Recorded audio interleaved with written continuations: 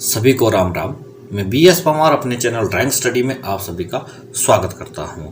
दोस्तों, इससे पहले हमने जो है वो बुकलेट्स जितने भी मेरे पास थे पुराने 2012, 14, 17 और 18 के, उसका सबका मैंने रिव्यू किया है। आप चैनल पे जाके देख सकते हैं। आज का जो हमारा टॉपिक वो ज्योमेट्रिकल ड्राइंग से संबंधित कुछ प्रश्न को लेकर मैं आ रहा हूँ आपके पास सामने। तो जिन्होंने अभी तक भी चैनल को सब्सक्राइब नहीं किया है या जो चैनल के साथ नए जुड़े हुए हैं वो चैनल को जरूर सब्सक्राइब कर लें, बेल की घंटी को दबा दें, ऑल पर क्लिक करें ताकि आने वाली वीडियो की नोटिफिकेशन आपको सबसे पहले मिले और इसी तरह की इंटरेस्टिंग और इम्पोर्टेंट जानकारी आपको लगातार मिलती रहे।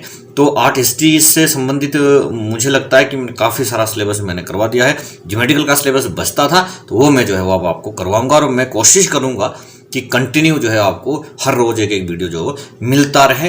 तो आज का जो हमारा पहला वीडियो है ये ज्योमेट्रिकल ड्राइंग का है, ये मैं आपके सामने रख रहा हूँ। इसके कुछ क्वेश्चन जो है आज हम हल करेंगे और नेक्स्ट डे फिर इसी तरह के मैं कुछ क्वेश्चन को लेकर के फिर आपके सामने हाजिर होऊंगा। कोशिश करता हूँ कि जो भी क्वेश्चन मैं आपको ज्योमेट्रिकल ड्राइंग से बताऊंगा, आपको ज्योमेट्रिकल ड्राइंग से कोई भी क्वेश्चन मैं सॉल्व करूंगा तो उसको अच्छे से सॉल्व कर सकूं और जितने भी डाउट है वो मैं सारी क्लियर करूं। उसके बावजूद भी यदि कोई डाउट रह जाता है तो प्लीज़ आप मुझे कमेंट बॉक्स पे जरूर लिखें, जरूर बताएं कि सर यहाँ से जो है ना ये चीज़ क्लियर नहीं हुई है। मैं कोशिश करूंगा उसमें सुधार करने की। और आपके पास इस तरह का कोई अगर मटेरियल है और आप चाहते हैं कि इस पर आप वीडियो बने तो वो भी आप मुझे जरूर जो है ना भेज सकते हैं। तो देरी न करते हुए शुरू करते हैं आज का टॉपिक।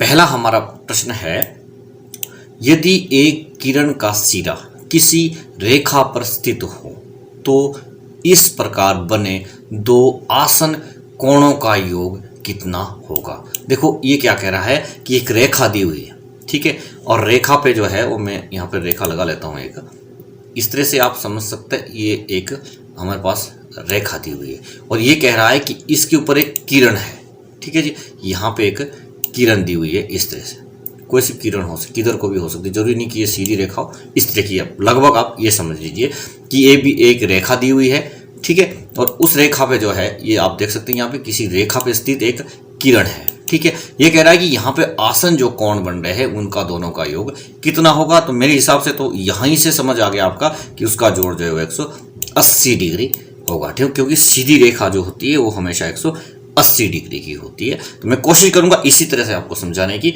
अगला जो प्रश्न है हमारा दूसरा, शेष विमुखी कोण आपस में, तो ये हमेशा जो है आपस में सिर्फ और सिर्फ समान होते, बराबर होते। शेष विमुखी रेखाएं आप जानते होंगे, नहीं तो मैं यहाँ पे जो है ना वो बना देता हूँ। जैसे आपके पास ये एक रेखा बनी हुई है और एक तिरछी रेखा इस पर हम लगा देते हैं इस तरह से, ठीक है।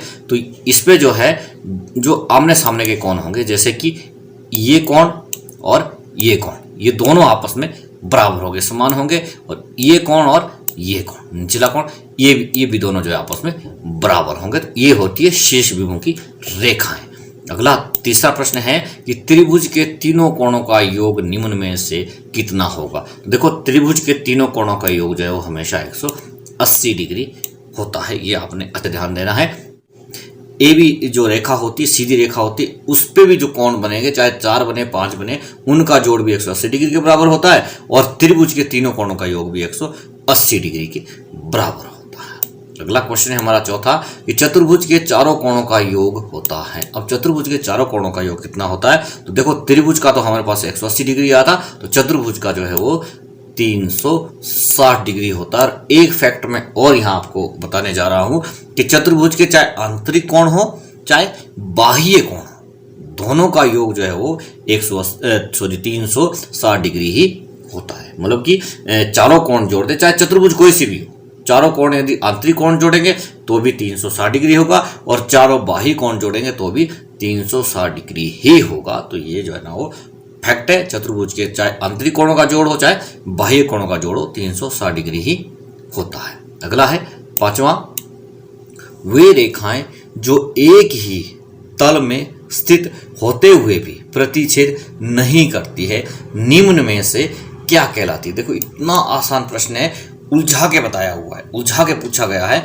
ये कौन सी रेखा है, ये है समानांतर रेखाएं। देखो क्या कह रहा है कि एक ही तल पे दो रेखाएं स्थित है। देखो जो समानांतर रेखाएं होती है ना वो एक ही जगह पे होती है। जैसे मैं यहाँ पे आपको बना के दिखा देता हूँ। देखो एक रेखा ये है, कोशिश करता हूँ मैं कि ये जो है वो बिल्कुल मेरे से सही बने, नहीं बन पाएगी तो उसके लिए माफी चाहूंगा। ये देखिए आप देख सकते हैं, देखो एक तल पे दो रेखाएं बनी है और दोनों जो है ना एक दूसरे को प्रतिच्छेद नहीं कर रही है। ये क्या कह रहा है कि ये एक दूसरे को प्रतिच्छेद नहीं करती है। तो ऐसी रेखाओं को क्या कहते हैं, ऐसी रेखाओं को हम कहते हैं समानांतर रेखाएं। तो बी ऑप्शन इसका सही है।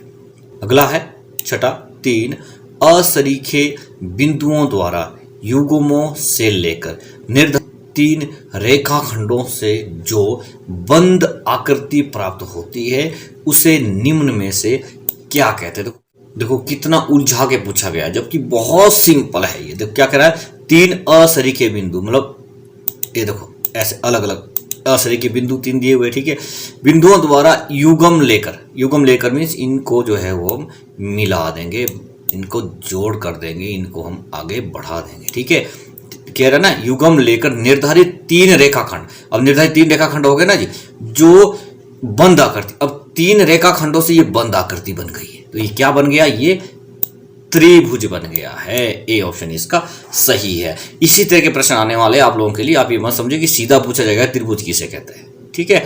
इस तरह के प्रश्न आ सकते हैं, तो आपने ध्यान देना। ये बहुत आसान है, मुश्किल नहीं है। अगला हम देखते हैं, इसमें 7वां है सम बहुभुज कहते हैं। अब सम का अर्थ क्या होता है, समान। बहुभुज का अर्थ होता है जिसकी कि 3 या 3 से अधिक भुजाएं। तो समान भुजाओं वाला जो है, जिसमें कि सम सारी भुजाएं बराबर होगी, सभी कोण बराबर हो गए, वो कौन सा होगा, सम बहुभुज। तो इसमें कौन सा है, ये बी ऑप्शन जो है इसका सही है। जिस बहुभुज की सब भुजाएं तथा सब कोण आपस में बराबर हो उसे क्या कहते हैं, सम बहुभुज। यहीं से समझ आ गया कि सम बहुभुज मीन्स सब कुछ उसमें इक्वल होगा, कोण भी इक्वल होंगे, भुजाएं भी इक्वल होगी, तो वो सम बहुभुज होता है। तो बी ऑप्शन इसका सही है। अगला है 8वां, जिस बहुभुज का प्रत्येक कोण 2 समकोणों से कम हो। ये ध्यान देना है आपने, यहां पे इसका उत्तर छुपा हुआ है। 2 समकोणों से कम हो उसे निम्न में से क्या कहते हैं। देखो 2 समकोण से कम मीन्स 180 डिग्री से कम हो प्रत्येक कोण।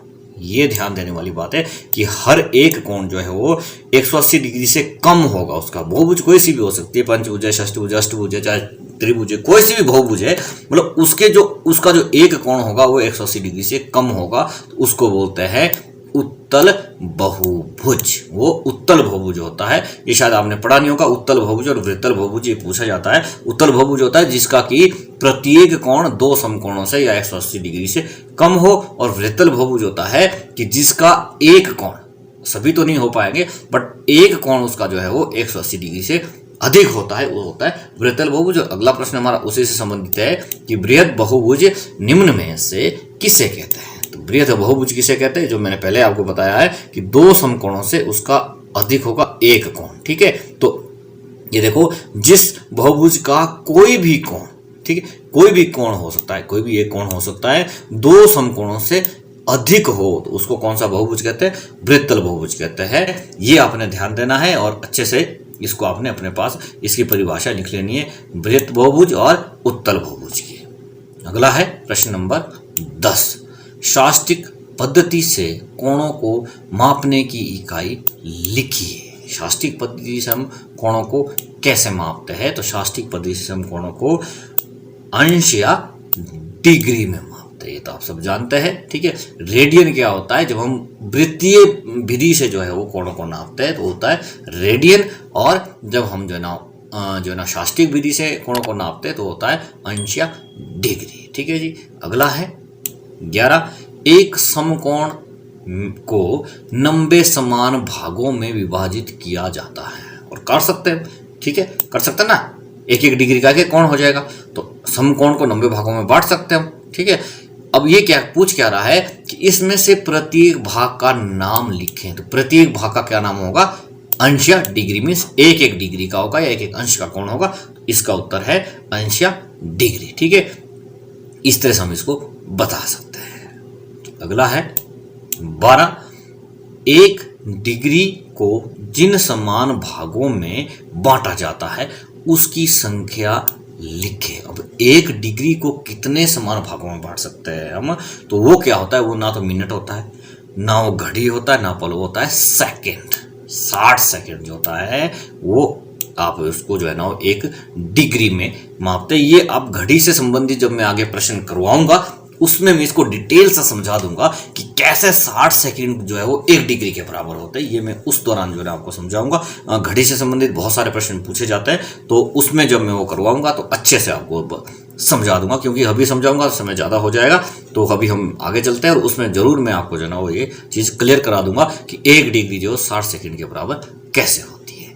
अगला है प्रश्न नंबर 13 कि 30 रेडियन को संकेत के रूप में किस प्रकार व्यक्त करें। अब देखो रेडियन कहाँ पे हम नापते हैं, रेडियन से कोण को कहाँ नापते हैं, वृत्तीय विधि में नापते हैं। ठीक है जी, तो यहाँ पे अब 30 डी, तो ये तो नहीं, ऐसा नहीं, क्योंकि डिग्री में भी हम 30 के ऊपर यहाँ पे बिंदु लगाते हैं। ठीक है, 30 आर, ये भी गलत है।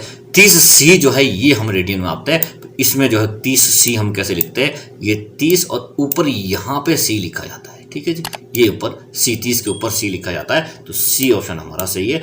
इस तरह से हम जो है उसको संकेत रूप में लिख सकते हैं, सी ऑप्शन जो दिया गया है। ठीक है, तो रेडियन को हम इस तरह से दर्शाते हैं। अगला है प्रश्न नंबर 14, वे रेखाखंड जो किसी बहुभुज के 2 आसन शीर्षों को मिलाते हैं उसे निम्न में से क्या कहते हैं। अब ये क्या कह रहा है, ये कह रहा है कि वो रेखाखंड, इसी में उत्तर छुपा हुआ है। तो वो रेखाखंड वो कौन सी रेखा है जो किसी बहुभुज के 2 आसन शीर्षों, एक शीर्ष में नहीं 2 आसन शीर्षों को मिलाता है। तो 2 आसन शीर्षों को कौन मिलाता है, विकर्ण मिलाता है। ठीक है, एक कोण से दूसरे कोण को जो मिलाता है ना, जैसे आपके पास ये एक बहुभुज है, तो यहाँ से जो ये रेखा जाएगी, ये जो रेखा है 2 को मिला रहा है ना, एक यहाँ पे मिला रहा है, एक यहाँ पे मिला रहा है, तो 2 शीर्षों को मिला रहा है, तो वो क्या होता है, विकर्ण उसको हम कहते हैं। अगला है प्रश्न नंबर 15, बाह्य कोण निम्न में से किसे कहते हैं। तो जैसे मान लो ये यही आप क्या करती है, ये इसका आंतरिक कोण है अंदर का। ठीक है, बाह्य कोण क्या होगा, जब आप इसकी रेखा को बढ़ा देंगे तो यहाँ से बाह्य होगा। कोई सी भी रेखा आप बढ़ा दो यहाँ से, ठीक है, ये रेखाएं बढ़ा दो, तो ये इसका बाह्य कोण है, ये भी इसका बाह्य कोण है। तो इसमें ऐसा कहाँ बताया गया है कि भुजाओं को बढ़ाने से जो कोण बनता है वो आपका बाह्य कोण होगा। तो ऑप्शन ए में दिया है कि वे कोण जो किसी बहुभुज की भुजाओं को बढ़ाने से बनते हैं। ठीक है, वो होता है बाह्य कोण। ठीक है, अब आगे जैसे बी में दिया है कि वो कोण जो किसी चतुर्भुज की भुजाओं को बढ़ाएंगे, तो वो तो सिर्फ चतुर्भुज ही हुआ ना, चतुर्भुज का बाह्य कोण हुआ। ये अगला जो है वो त्रिभुज का बाह्य कोण हुआ। बट यहाँ क्या पूछा, ये बाह्य कोण पूछा, चाहे चतुर्भुज का, चाहे त्रिभुज का, चाहे किसी भी बहुभुज का। इसने ये नहीं पूछा है कि चतुर्भुज का या त्रिभुज का बताना है, इसने पूछा है कि बाह्य कोण किसे कहते हैं। तो चाहे वो फिर त्रिभुज का हो चाहे फिर चतुर्भुज का हो, किसी भी बहुभुज की अगर भुजाओं का भार को बढ़ाएंगे तो उनके बाहर जो भुजा बढ़ रही है उससे जो कोण बनता है वो बाह्य कोण होता है। वो आकृति फिर कोई सी भी हो सकती है, त्रिभुज हो चाहे चतुर्भुज हो। अगला और लास्ट प्रश्न है आज के वीडियो का, प्रश्न नंबर 16, यदि किसी किरण का मूल बिंदु एक रेखा पर स्थित है। देखो यहां से सबसे पहले हमने क्या समझना है, ये क्या कह रहा है कि मैं अभी यहीं से शुरू कर देता हूं इसको बताना। ये कह रहा है कि एक रेखा दी है, ठीक है जी, और उसके ऊपर एक किरण है। किरण क्या होती है, जो एक बिंदु से निकलती है। ठीक है, ये आप देख सकते हैं यहाँ। ठीक है, ये कह रहा है कि एक किरण का मूल बिंदु जो है, ठीक है, ये एक रेखा पे, ठीक है, देख सकते हैं ना, एक किरण का मूल बिंदु जो है वो एक रेखा पे स्थित है, मतलब ये इसका मूल बिंदु है।